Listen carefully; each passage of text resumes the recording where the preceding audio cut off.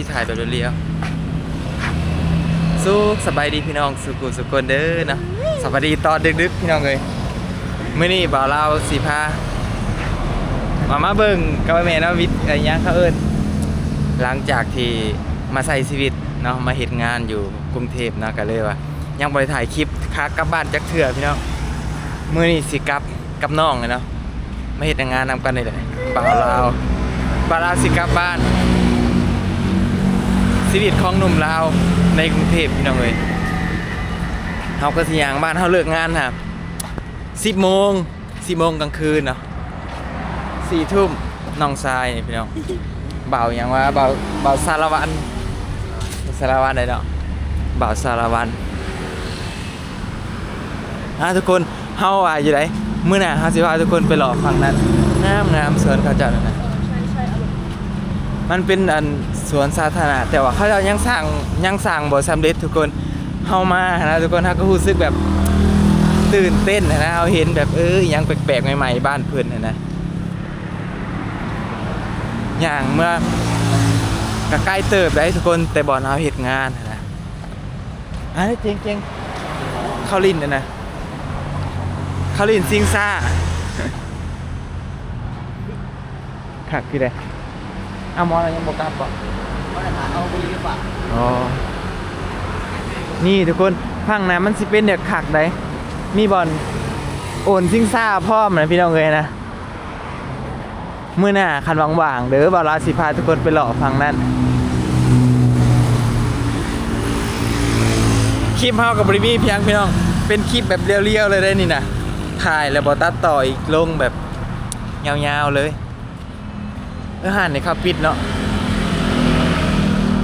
เมื่อคืนเนี่ยว่าสิถ่ายไปเซเว่นบริถ่ายครับแล้วทุกคนก็คือช่วงนี้นะเฮาสิเฮ็ดนี่ยังป้ายที่แบบทางฝั่งไทยเปิดสิเลือกตั้งนายกใหม่บ่ทุกคนเขาจะติดป้ายสุดเล่งเลยน่ะสิมีหมายเลขนั่นหมายเลขนี้เด้น่ะเห็นป่ะเขาจะสิติดแบบหมายเลข22 23นู่นนี่นั่นนะไผสิเลือกไผนี่ทุกคนฝั่งนั้นมันงามเด้นี่นะคณะไปเลาะผู้สิขากว่าอย่าพาไปเจ๊ง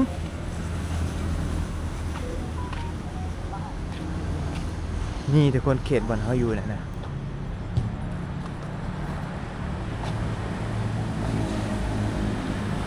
ถ่ายได้ไหม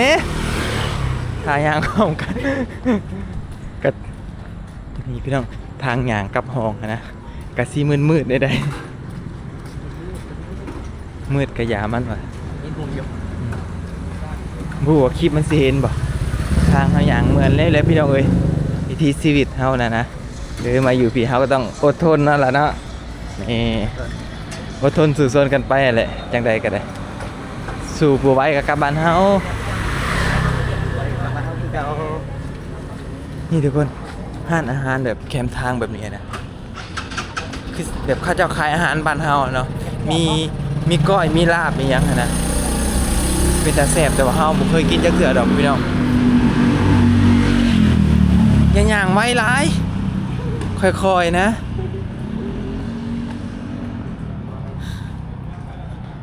ดีมาเห็นอยู่บ่เจ๋งเบิ่งไอ้เนี่ย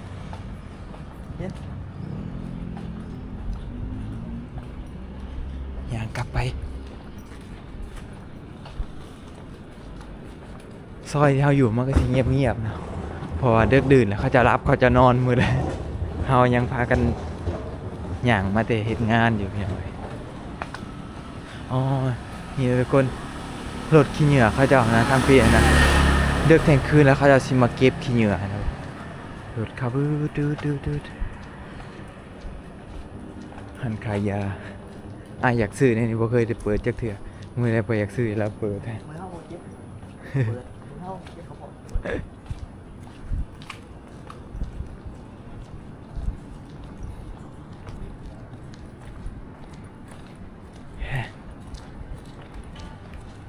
นี่แหละพี่น้องทางครับเมื่อ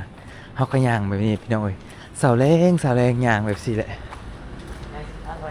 ย่างกินข้าวอร่อยหอบเที่ยงก็ย่างอีกได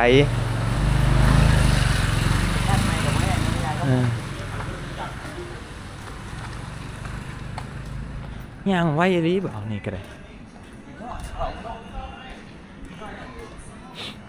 ให้พี่น้อง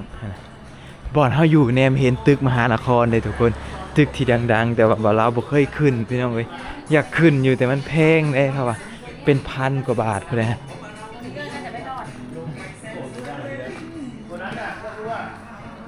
นี่พี่น้อง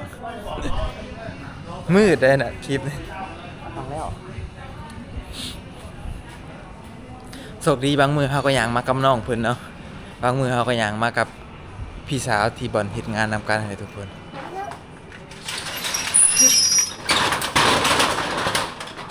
ถึงบ้านเราแล้ว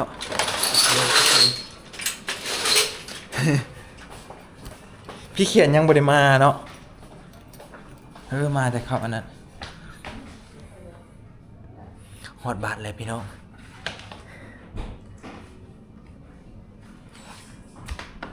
มื้อหน้าทุกคนเฮาอยากให้ทุกคนเบิ่งบ่อนเฮาย่างกายมาน่ะมันเป็นสวนสาธารณะ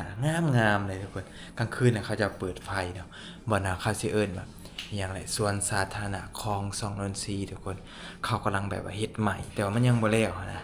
เขาเจ้ายังแบบยังบ่ทันเปิดแบบว่าเต็มรูปแบบนะเขาจะกำลังแบบแต่ว่าคนก็สามารถไปย่างลินย่างได้เนี่ยนะ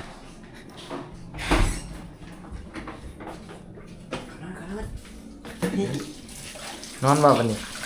พักผ่อนแล้วบัดนี้โอ้ยพี่น้องเอ้ยจังไรกะฝากเป็นกำลังใจให้กับบ่าวลาวหน่อยเด้อพี่น้องเอ้ยมาเฮ็ดงานในบ้านเพิ่นพี่น้องเมื่อยทุกคนเลยงานที่เฮาเฮ็ดนะก็คือเฮาเฮ็ดงานร้านอาหารนั่นแหละพี่น้องมันก็สิแบบเมื่อยแน่นะทุกคนบางมื้อใดลูกค้าหลายก็สิเมื่อยแต่มื้อใดแบบลูกค้าบ่หลายก็โอเคนะทุกคนฮอดห้องแล้วดืดนี่พี่น้องฮอดห้องน้อยๆของเฮาแล้วพี่น้องเอ้ยโอ้ยมาฮอดบ้านมาฮอดเรือนจังแม่นมีแฮงพี่น้องเอ้ยอ๋อมีหนูมีขี้เกียจคิดว่ามีหนูนี่แหละพี่น้องคลิปนี้เนาะบ่าวลาวก็สิแบบเอาลงแบบสดๆเลยเด้อเนาะพี่น้องช่วงนี้นะบ่ค่อยมีเวลาดอกบ่ค่อยมีเวลาสิได้ตัดคลิปอีหยังดอกเนาะพี่น้องเนาะมีแต่บ่าวลาวสิถ่ายแบบเรียวๆให้ทุกคนได้เบิ่งเด้อเนาะพี่น้องเนาะเอาแบบว่าสดๆนะบ่มีการตัดต่อบ่มีการแต่งเติมอีหยังทั้งนั้นนะทุกคนตอนนี้บ่าวลาวฮอดบ้านแล้วพี่น้องเตรียมสิถ่ายเครื่องอาบน้ำพี่น้องเฮามาแบบนี้แหละเนาะทุกคนเฮาเฮ็ดงานก็คืออยู่ร้านอาหารที่ว่าไว้เนาะแล้วบัดทีนี้เขาเจ้าเลิกเนาะปกติก็ตามที่โมงเลิกเขาเจ้าก็สิให้เลิกอยู่4 ทุ่มตรงเนาะทุกคนก็คือจะเลิกแต่ว่าถ้ากรณีที่แบบลูกค้าเขาจะยังบ่ทันเช็คบิลยังบ่ทันออกนะทุกคนก็คือต้องได้นั่งรอท่าบางเทื่อก็30 นาทีทุกคนเลทไปนะคืออย่างมื้อนี้ก็โดนเติบเลยเกือบฮอด4 ทุ่มครึ่งนะทุกคนเขาลูกค้าจังได้ออกก็ถือว่าเมื่อยทุกคนเฮาเฮ็ดแบบมันเหลืองเวลาแล้วก็เมื่อยนำนะพี่น้องเพราะว่าบัดเฮาเข้างานเฮาก็ได้เข้าเวลาปกตินะเมื่อยพี่น้องแต่ก็พอเราสิสู้นะทุกคนก็เทินว่ามาฮอดแล้วนะทุกคนสู้อย่างเดียวนะทุกคนจังได๋ก็ฝากพี่ๆน้องๆให้เด้อนะพี่น้องเนาะทางฝั่งลาวฝั่งไทยเฮาเนาะฝากเป็นแรงอกแรงใจนะเป็นกำลังใจฝากดูต้นสงสารบ่าวลาวบ้านป่านี่เด้อนะพี่น้องเนาะจังได๋ก็ได้ฝากกรุณาปานนี้สงสารเด้อนะพี่น้องเนาะพอกันใหม่คลิปหน้าคลิปนี้เป็นคลิปที่หยังมาจากบ่อนเฮ็ดงานนะทุกคนมาเฮือนนะทุกคนก็ใช้เวลาอยู่บ่ดนทุกคนเด้เนาะหยังไวๆนะพาวนะเพราะว่าถนนมันก็ค่อนข้างที่จะเปรี่ยวแน่นะเปรี่ยวแน่แล้วก็เปิ้นเปกันไปเนาะแต่ว่าคนหยังก็ค่อนข้างที่จะเห็นคนหลายอยู่